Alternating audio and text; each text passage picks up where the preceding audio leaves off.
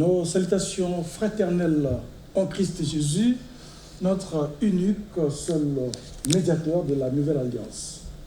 Peuple de Dieu, chers fidèles téléspectateurs du Cri de Minuit, bonsoir et surtout bienvenue à votre émission. Jésus-Christ de Nazareth pouvait aussi mourir, soit par maladie, par noyade, comme au temps de la Bible, là où il était secoué avec ses disciples lors de la tempête qui s'était abattue à la mer, ou par tout autre type de mort.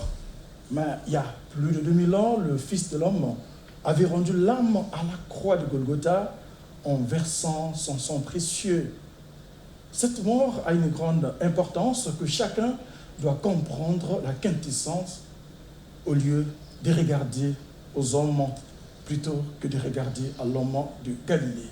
Mesdames, Messieurs, une fois de plus, bonsoir. Ici, sur ce plateau de Cri des Minuit, nous recevons l'homme du Cri des Minuit, le docteur Claes Ayessa, qui est dans la suite du thème de la mort expiatoire tiré du grand thème, l'œuvre de la croix. Bonsoir, l'homme de Dieu. Bonsoir. Alors, nous vous recevons une fois de plus aujourd'hui en votre qualité de docteur enseignant de la parole de Dieu. Naturellement, c'est pour la suite de notre émission, sinon la suite de notre thème, la mort expiatoire. Et qu'est-ce que vous avez gardé? Qu'est-ce que vous avez dans votre gibecière cette nuit pour le peuple de Dieu qui vous attend ce soir impatiemment avec leur Bible calepin à la main? Merci, c'est pour ça aussi que nous sommes là. Et le temps qui va réellement se suivre va nous dire et répondre à votre question. Merci. Alors, l'homme de Dieu, je vous laisse tout le temps.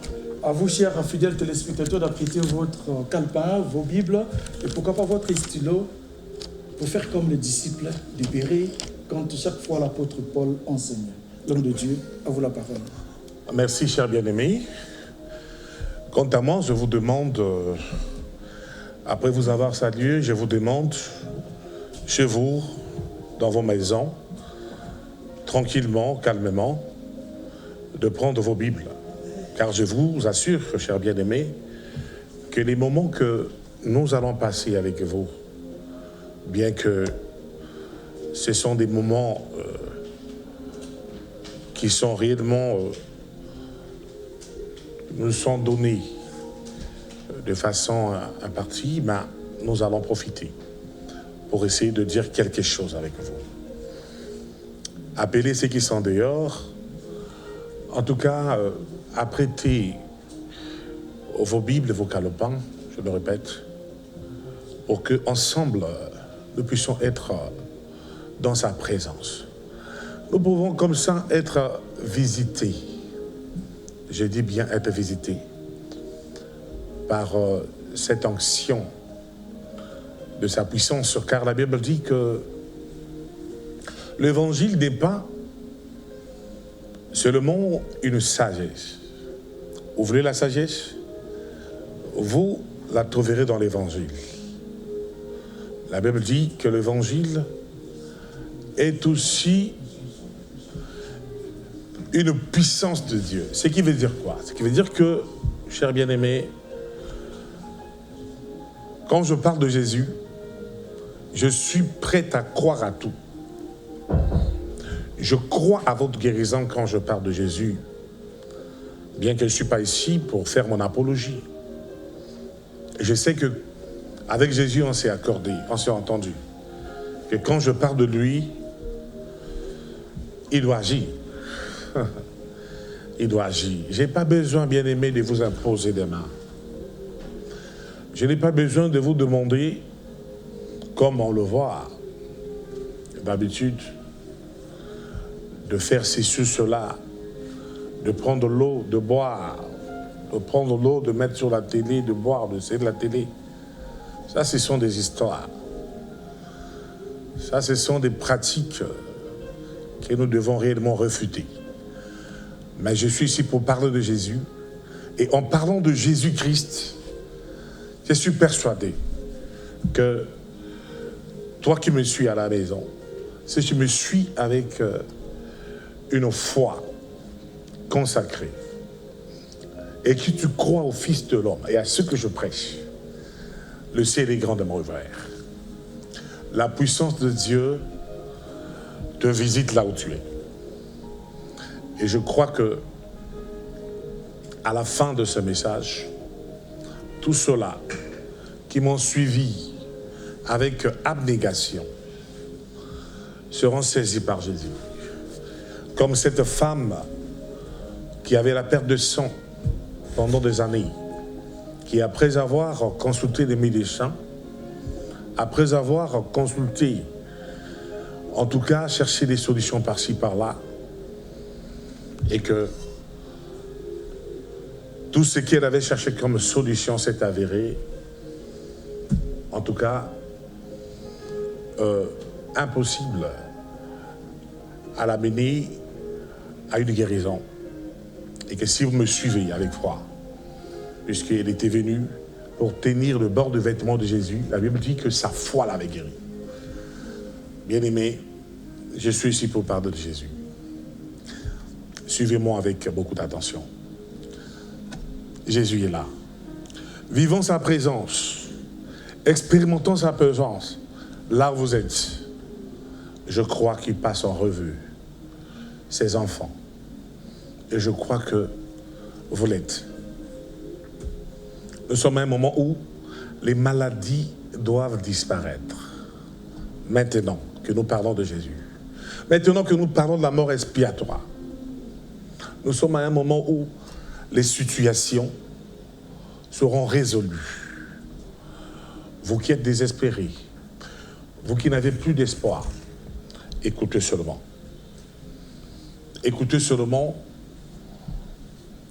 la façon dont ces partages ce soir vont élever Jésus.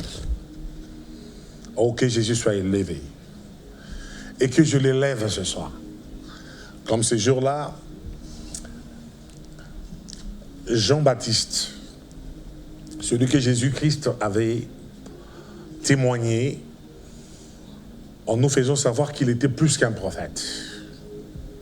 Celui qui était venu pour aplanir les sentiers, pour que le Messie soit venu, Jean-Baptiste. Comme ce jour-là, il avait présenté l'agneau de Dieu en disant, voici l'agneau de Dieu qui ôte le péché du monde. Oui, il avait présenté. Et ce soir, je suis venu présenter Jésus. Rien que Jésus. Ce soir, je ne parlerai pas de moi, chers bien-aimés. Je ne parlerai pas de moi. Car ce n'est pas nécessaire, ce n'est pas important. Ces moments lui sont réservés. Ce soir, je t'apporte Jésus. Jésus, le seul médiateur. Jésus, le seul intermédiaire entre Dieu et les hommes que nous sommes. Souvenez-vous de notre message passé. Oui, nous avons fait savoir qu'en ce temps que nous sommes, le problème est à quel niveau? Le problème est que le culte de personnalité a pris d'ampleur dans le sacerdoce. Le culte de personnalité a pris d'ampleur dans le culte, dans la maison de Dieu. Et c'est très grave et très dangereux. Voilà pourquoi, à cri des minuit, nous venons crier à minuit pour que l'épouse sorte du sommeil. Oui, sorte du sommeil, car c'est un moment difficile. Le culte de personnalité a pris la place de l'évangile. Le culte de personnalité a pris la place de la bonne nouvelle. Comme je disais dernièrement, que bien aimé, le message que je vous apporte sur la mort expiatoire de Jésus-Christ est le centre de l'évangile, est le centre de la bonne nouvelle. Mais au lieu que nous puissions comme ça, ou au lieu de trouver cette bonne nouvelle partout, dans les églises, malheureusement, aujourd'hui, ce que nous trouvons, c'est quoi? Nous trouvons l'homme au centre. Nous trouvons l'homme au centre de l'évangile. Et quand l'homme est au centre de l'évangile, chers bien-aimés, ce n'est plus l'évangile. Ce n'est plus l'évangile. Le monde a été créé, il y a eu l'œuvre de Dieu. Et après le péché d'Adam et Ève, Dieu s'est incarné en la personne de Jésus-Christ. Donc la parole du commencement qui avait créé a fini par se faire chair. Et cette parole a habité parmi nous. Jésus-Christ a vécu parmi nous, chers bien-aimés. Et nous avons contemplé sa personne. Et Jésus-Christ, après avoir mis en exergue sa personne, a fini par nous expérimenter son œuvre. Son œuvre. C'est-à-dire l'œuvre de la croix. Voilà. Et il est parti. Il dit, je ne vous laisse pas orphelin. Après avoir expérimenté l'œuvre de la croix, et je vous enverrai le Saint-Esprit, le Paraclet, le Consolateur. Et l'Esprit de Jésus-Christ est là pour faire l'œuvre de l'Esprit. Bien aimé, tout est là, normalement. Tout est là. Et la bonne nouvelle, c'est l'œuvre de Christ. Et cette œuvre est nécessaire. C'est cette œuvre qui devrait être enseignée, qui devrait être évangélisée. Parce qu'après la mort à la croix, Jésus-Christ, après sa résurrection, est revenu pour dire, allez partout dans le monde entier, faites des nations des disciples. Oui, faites des nations des disciples. Enseignez-leur ce que je vous ai prescrit. Oui. Et je serai avec vous tous les jours jusqu'à la fin du monde, par l'Esprit. Ce qui devait être enseigné. Mais aujourd'hui, ce qui est aberrant, ce qui est regrettable, c'est que nous, qui sommes appelés hommes de Dieu, ou ceux qui se font aussi appeler hommes de Dieu, parce que Dieu a appelé ses serviteurs, que le servent par vocation en le présentant. Mais il y en a aussi ceux-là qui se sont fait appeler eux-mêmes, ou soit qui se sont choisis par les hommes, se sont fait choisir par les hommes. C'est là où nous trouvons cet amalgame qui fait qu'aujourd'hui, bien-aimés, l'évangile est biaisé.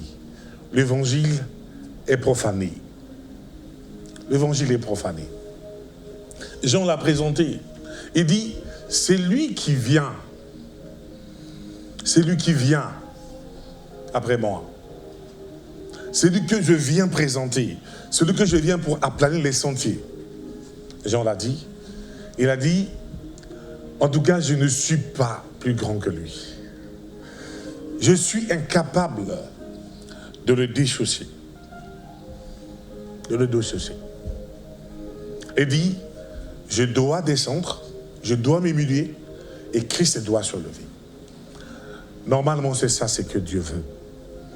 Chers hommes de Dieu, chers collègues, avec beaucoup de respect que j'ai pour vous, car je sais que vous faites un grand travail, un travail merveilleux.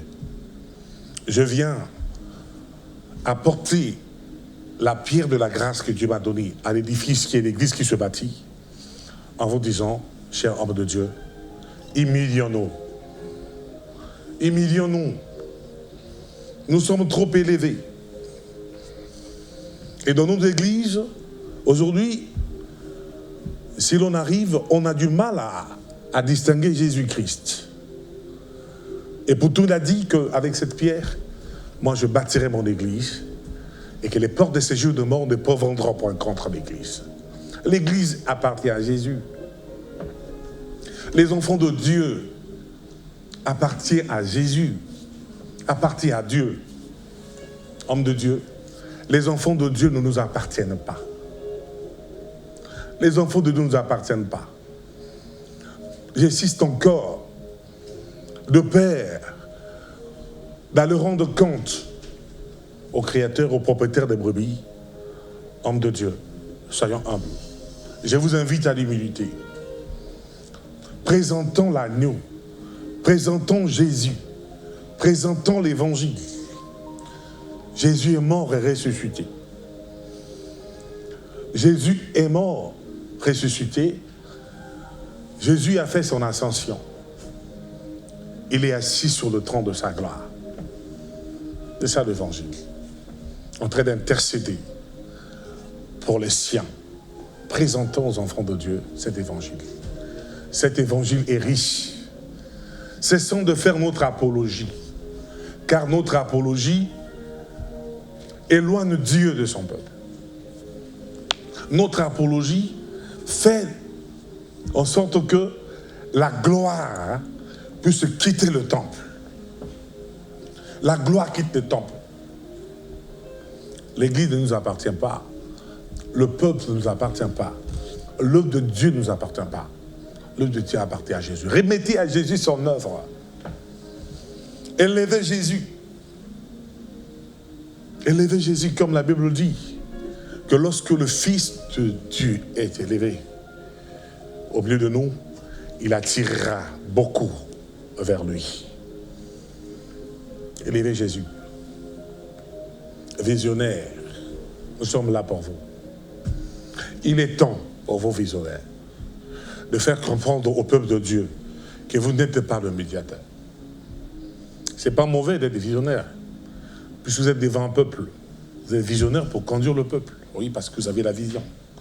Mais que votre vision, vos stratégies ne soient pas un obstacle, ne vous élèvent pas à la place de Jésus-Christ.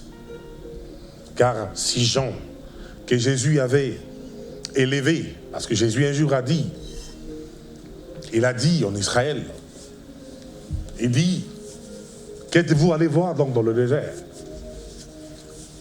Qu'êtes-vous, à propos de Jean, Jésus l'a dit, il dit, qu'êtes-vous allé voir dans le désert? Un roseau agité par le vent? Non, ce n'est pas un roseau agité par le vent. En témoignant sur Jean-Baptiste. Et pourtant, il n'était pas le moindre, Jean-Baptiste. Qu'êtes-vous allé voir dans le désert? Un prophète? Il dit non, c'est plus qu'un prophète. Car en fait, il dit que parmi tous ceux qui ont été nés de femmes, il n'en est pas paru plus grand que lui. Voilà, Jean-Baptiste était un grand. Mais pourquoi il ne s'est pas élevé lui-même? Parce que, homme de Dieu, en vous élevant vous-même devant le troupeau, vous perdez la gloire qui est la vôtre. Pourquoi? Parce que votre gloire, c'est quand vous présentez Christ. Montrez au peuple de Dieu qui vient s'attrouper, oui, autour de vous, montrez le Christ. Le peuple a besoin de Christ. Montrez le Christ. Cessez de se faire Josué. Josué est passé. Josué, ce n'est pas vous. En ce temps, s'il faut parler de Josué, mais Josué aujourd'hui, oui, c'est Christ. Parce que le Josué d'hier était le Christ imagé. Vous n'êtes pas Moïse. Moïse est passé. Peuple de Dieu. Homme de Dieu. Qu'est-ce qui vous envoûte? Vous avez commencé avec l'esprit. Laissez-vous conduire par l'esprit. Vous avez besoin un jour, je parle à vos peuples, hommes de Dieu, qu'après avoir fait un travail, vous avez besoin d'aller rendre compte et entrer dans la gloire. Parce que vous aviez bien travaillé en montrant Jésus. Ne vous faites pas Moïse. Ne vous faites pas Moïse. Vous êtes vous de changer par votre nom. Parce que le nom de Josué, de Moïse, d'Abraham, de David, ces noms ont fait leur histoire. Ces noms ont été dans les desseins de Dieu. Ces noms ont exprimé les dispensations. Ces noms ont préparé cette grande alliance que nous avions. Et lorsque, par culte de personnalité, vous élevez au-dessus du peuple, par ces noms, vous apporter de l'amalgame. Et ce qui fait que la puissance de Dieu ne s'exprimera pas. Ne s'exprimera plus. Parce que Dieu ne s'exprime pas là où l'homme s'exprime. Quand l'homme s'exprime, Dieu disparaît. Mais quand l'homme disparaît, Dieu s'exprime. C'est là où je dis au peuple, aidez vos conducteurs à retrouver leur place. Ils ne sont pas petits, car l'œuvre de Dieu, c'est une dignité. Quand on est pasteur, on est prophète, on est évangéliste, on est docteur, que sais-je encore, on est apôtre, on est ancien, mais on est en train d'exercer l'œuvre du sacerdoce. Mais c'est une dignité. C'est le ministère du salut de la vie. Mais que devrait-on encore chercher? Et comme on disait dernièrement que lorsque vous servez le Seigneur, oui, à bon escient, je crois bien que la grâce est là. Dieu vous récompensera. Dieu sera avec vous. Et vous arriverez à combattre le bon combat de la foi comme l'apôtre Paul, arrivé à la fin de sa mission, a pu le dire, que j'ai combattu le bon combat de la foi. Maintenant, je peux m'en aller. Homme de Dieu, combattez le bon combat de la foi. Laissez de prendre la place de Christ. Peuple de Dieu, vous aussi vous laissez tromper facilement. On est dans un temps, peuple de Dieu, où ne vous laissez pas tromper facilement, peuple de Dieu. On est dans un temps où normalement, enfants de Dieu, vous devez ouvrir vos yeux. Ouvrez vos yeux, s'il vous plaît. Vous ne devez pas vous laisser tromper. Pour ramener, nous, hommes de Dieu, nos collègues qui sortent de la doctrine, pour leur rappeler que, homme de Dieu, ce que vous faites n'est pas ce que la Bible déclare. Soyez vigilants, peuple de Dieu. Sinon, la mort de Christ sera une mort vaine. Et si la mort de Christ est rendue vaine, à ce moment précis, le salut est rendu vain. Alléluia. Et c'est dans cette optique que nous continuons à dire qu'il y a aussi des messages et des messagers. En ce temps que nous sommes, on n'a pas besoin des pseudo-messages pour aller au ciel, sinon l'évangile. La bonne nouvelle, c'est le seul message qui nous a été laissé. Oui, Christ est venu. Dieu a tant aimé le monde, il a envoyé son Fils unique afin que quiconque croit, oui, croit en lui, ne périsse point, mais qu'il ait la vie éternelle. C'est le seul évangile qui nous a été laissé. Car tous ont péché et sont privés de la gloire de Dieu. Mais Dieu a tant aimé le monde, l'a envoyé son Fils, afin que quiconque croit en lui ne périsse pas, qu'il ait la vie éternelle. À tous ceux qui l'ont reçu, à tous ceux qui croient en lui, il leur a donné le pouvoir de devenir enfants de Dieu. Et c'est ce parcours que nous ferons, chers bien-aimés, avec vous. Oui, suivez-nous. Nous avons quelque chose à donner. Et nous encourageons les hommes de Dieu qui vont dans ce sens, de pouvoir enfoncer le clou. Car en ce temps de la fin, il va falloir que l'évangile de Christ, la bonne nouvelle, la croix, puisse gagner toute la ville, tout le pays et tout le monde avant que Christ ne vienne. C'est pour cette raison que dernièrement nous parlons des messagers. Il n'y a pas de messagers. Il n'y a pas de messagers. Il n'y a pas de pseudo-message. Le message, c'est ce qui nous a été laissé. La Bible, la parole de Dieu, la doctrine de Christ, tout est là à l'intérieur. Ne donnez pas la primauté à un homme. Ne donnez pas la supériorité à un homme. Tous, nous sommes descendants d'Adam et Ève. Je ne viens pas annuler le respect que nous devons avoir à l'égard des hommes de Dieu. Comprenez-moi, ce n'est pas ce que je dis. Car, peuple de Dieu, oui, il y a sur la terre 3 types d'autorité. Nous avons l'autorité de la famille, les autorités plutôt de l'Église, les autorités de l'État. Oui, les hommes de Dieu sont les autorités de l'Église, dont nous devons vraiment avoir de respect. Je suis ici pour dire, ne respectez pas un homme qui s'est dit homme de Dieu, mais qui foule aux pieds l'autorité de Christ et sa parole, et qui veut s'imposer en gourou, qui veut s'imposer en Dieu. Ça, c'est de l'apostasie. Ça, c'est de l'abomination, de la désolation. Ne levez pas, n'acclamez pas un message. Un prétendu message du temps de la fin. Parce qu'on voit beaucoup de personnes se dire, j'ai tel message. Je prêche la sanctification, je prêche la foi. Non, il n'y a pas de message comme ça. Quand Dieu vous appelle, il vous dit d'aller enseigner tout ce qui vous prescrit, tout ce que la parole dit. L'agneau doit être mangé en son entier, pas en partie. Alléluia. Je vous aime beaucoup, chers bien-aimés.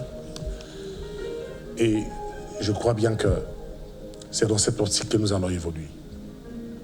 Jésus est entré, pendant que je parle, à vous qui me suivez avec beaucoup d'avidité, Jésus est en train de manifester son œuvre en vous. Et je crois bien. Et je crois bien, Père de gloire, je te bénis pour ta présence. Et je crois bien que les maladies, pour ceux-là qui ont pris ce temps comme de temps de méditation, sont en train de disparaître. Parce que par là, Jésus-Christ atteste que cet homme qui vous parle est son serviteur, qui ne s'est pas fait serviteur lui-même. La mort expiatoire. Avant de quitter ici devant cette chaire, car le temps est déjà compté, je voulais dire un mot sur l'expiation. Parce que à un moment donné, les gens se sont dit, l'expiation, c'est quoi? La mort expiatoire. Ou expiation, c'est quoi? Oui, l'expiation expiatoire, oui, ce sont des mots qui se dépendent. L'expiation est l'effacement des péchés et de la culpabilité de l'homme devant Dieu. Quand on dit mort expiatoire, donc c'est la mort qui efface les péchés. C'est la mort qui fait quoi? La mort qui vient pour essayer de pouvoir enlever l'homme dans la culpabilité devant Dieu. Et pour ça, nous avons dit, nous soulignons que seul le Christ peut expier nos péchés, afin que nous soyons réconciliés avec Dieu. Seul le Christ. Voilà pourquoi nous avons commencé à dire que, bien aimé, que personne ne vous trompe, que personne n'apporte un autre évangile, comme disait Paul. Je répète bien, seul le Christ peut expier nos péchés afin que nous soyons réconciliés avec Dieu. Voilà pourquoi nous avons parlé de la mort expiatoire. Nous avons des versets clés, tels que, vous pouvez noter Hébreux chapitre 2, verset 17. Oui, des versets clés. Jésus est devenu un homme pour mourir pour les hommes et expier leurs péchés, s'ils croient en lui seul pour le salut. En conséquence, Jésus a dû être rendu semblable en toutes choses à ses frères, afin qu'il fût un souverain sacrificateur, miséricordieux et fidèle dans le service de Dieu pour faire l'expiation des péchés du peuple. Seul Jésus a fait ça. Seul Jésus peut faire ça. Au-delà de lui, personne. Jésus est le seul à pouvoir expier nos péchés, car il est le seul sans péché. Il a expié les péchés parce qu'il est né sans péché. Bien aimé, s'il faut insister, nous insisterons. Or que, toi et moi, nous sommes pareils. Nous sommes nés, oui, dans le péché. Voilà pourquoi j'insiste. Quand Jean dit, voici l'agneau de Dieu qui ôte le péché du monde, oui, parce que lui, il est né sans péché. Il est le seul médiateur qui est venu pour nous sortir du péché. L'expiation manifeste l'amour de Dieu. L'expiation manifeste l'amour de Dieu pour toi, mon frère. Pour moi, ma soeur. Pour toi, mon frère. Pour moi, ma soeur. Et cet amour consiste non point en ce que nous avons aimé Dieu, mais en ce qu'il nous a aimés et a envoyé son Fils comme victime expiatoire pour nos péchés. Prenez 1 Jean 4, verset 10. Je vous donne ces versets. Vous les lisez là-bas. Et les résultats de l'expiation. Les résultats de l'expiation sont le pardon des péchés est rendu disponible en Jésus. Aujourd'hui, maintenant là, tes péchés ou nos péchés peuvent être pardonnés grâce à l'expiation. Et si nous confessons nos péchés, car il faut les confesser, il est fidèle et juste pour nous les pardonner et pour nous purifier de toute iniquité. Ça, c'est l'œuvre de l'expiation. Donc maintenant là, si nous sommes pardonnables par rapport au péché d'Adam et Ève et au péché que nous avons commis, c'est grâce à la mort expiatoire, grâce à ce mot expiation. Voilà les résultats de l'expiation. Par l'expiation, le pardon est acquis en Jésus. Nous sommes sans péché maintenant. Si vous croyez, bien-aimés, aujourd'hui, peu importe ce que vous avez fait hier dans votre vie passée, si vous croyez en ce message, si vous croyez à ce message, et que vous rentrez en vous, et que vous prenez la décision de confesser vos péchés, pas à un homme, parce qu'aujourd'hui nous voyons aussi, c'est encore un problème, nous voyons comment. Les hommes aujourd'hui ont maintenant l'habitude, sûrement très bien, de pouvoir aller se confesser chez les autres hommes. Abomination de la désolation. Vous n'avez pas intérêt. Allez vous confesser devant un autre homme. Non. C'est pas donné. En tout cas, c'est pas normal. Et ce qui fait qu'aujourd'hui, dans les églises, vous trouvez des gens hypocrites, des pharisiens qui sont là à pouvoir diaboliser les autres et à se faire saints. Mais il suffit de voir leur vie. Non, bien aimé. Changeons d'habitude. Donc le pardon par l'expiation est déjà acquis en Jésus. Et maintenant là, si vous croyez à cet évangile, si vous prenez l'engagement de reconnaître que vous êtes pécheur, dès ce soir, pour vous qui me suivez, pour vous qui n'avez jamais écouté cette parole,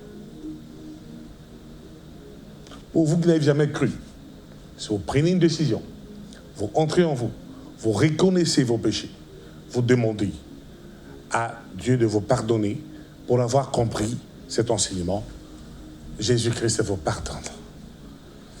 Il vous pardonne, et en vous pardonnant, il vous octroie le salut.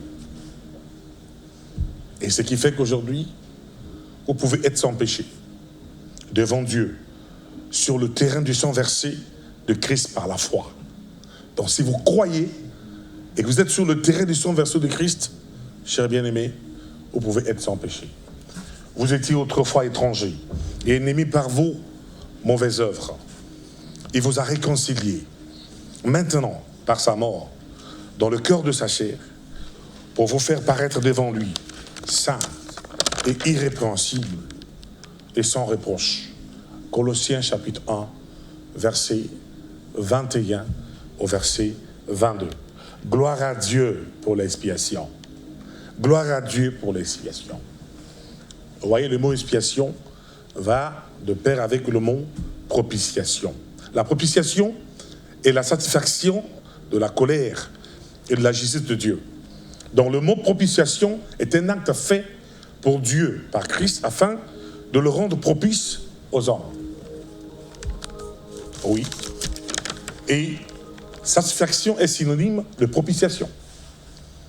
Donc à nouveau, Christ a satisfait la colère et la justice de Dieu pour réconcilier l'homme croyant avec le Père. Ça, il n'y a que lui qui peut le faire. Personne ne peut le faire. Et l'homme de la propitiation, dans l'Ancien Testament, au-dessus de l'arche, étaient les chérubins, couvrant de leur ombre le propitiatoire. Hébreux 9, verset 5. La réalité de la propitiation dans le Nouveau Testament, Romains 3, verset 25, est que c'est Jésus que Dieu a destiné, alléluia, par son sang à être pour ceux qui croiraient, victime propitiatoire. C'est toujours Jésus. Et les résultats, pour en finir, de la propitiation, c'est quoi? Par là, Dieu est apaisé par la propitiation en Christ et la colère de Dieu a disparu. Romains 8, verset 1.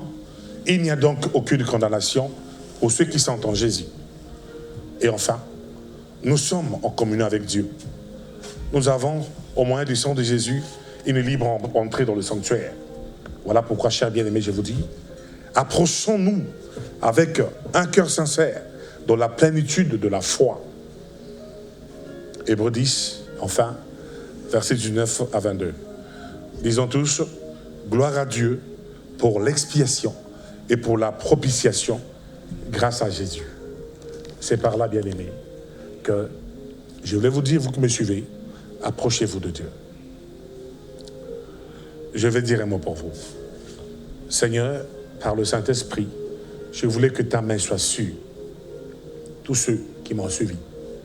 Je les laisse en main du Saint-Esprit. Accompagne ceux qui vont te demander pardon, qui vont se convertir et que ton action se manifeste en eux. Je n'attends pas que le miracle soit fait demain, mais je crois au miracle. Je crois à ceux-là qui ont cru qu'à l'instant même, le miracle se manifeste. Au nom de Jésus-Christ. Amen. Amen, amen, amen. Peuple de Yahweh, je crois que vous avez vraiment suivi avec beaucoup d'attention ce message qui vous a été apporté ce soir par l'homme de Dieu, le docteur Claise Aïssa, parce qu'aujourd'hui, il était question justement d'élever l'homme, Jésus, et non l'homme né de chair. Parce que l'homme né de chair ne peut rien apporter dans la vie de l'autre. Il a fallu que le Messie vienne pour que l'homme soit sauvé à travers la mort expiatoire dont a expliqué l'homme de Dieu que l'expiation consiste à effacer nos péchés et non seulement effacer nos péchés mais aussi nos culpabilités. Lui seul est capable de le faire. Qui d'autre?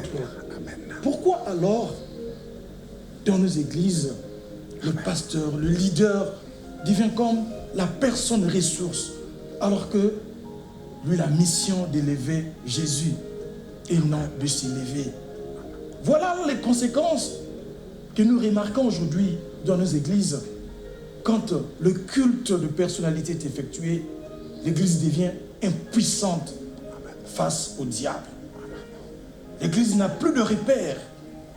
Même les prières des enfants de Dieu sont devenues inactives parce que c'est l'homme qui est élevé, c'est le pasteur qui est élevé, alors que c'est Jésus de Nazareth que Jean-Baptiste avait présenté. Voici l'agneau de Dieu. L'agneau de Dieu. Lui seul est digne d'effacer nos péchés.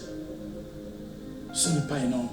Alors, peuple de Dieu, je pense que vous avez suivi avec beaucoup d'attention ce message et vous pouvez nous contacter au travers de notre page Facebook, vous pouvez nous contacter à travers notre chaîne YouTube, vous pouvez nous contacter également à travers notre numéro de téléphone qui est là, affiché au bas de votre petit écran. Et aussi, naturellement, pourquoi ne pas venir communier avec nous dans nos cultes. Là, au numéro 8 de la rue Lengui, au quartier lycée Thomas Sankara, justement à l'arrêt de bus. Nous sommes là à 2 ruelles après l'arrêt de bus. Vous pouvez venir communier avec nous parce que ces choses ne peuvent pas être communiquées dans toute leur totalité parce que nous sommes fixés par le temps. Donc, à l'église, vous pouvez écouter tous ces messages en long et en large. Alors, que le Seigneur vous bénisse. Le mardi prochain, c'est la rediffusion de cette émission, vous qui nous avez pris en cours. Et le mardi en 8, nous reviendrons ici pour un nouveau numéro de votre émission, Le Cri des Minuit. Bonne soirée chez vous.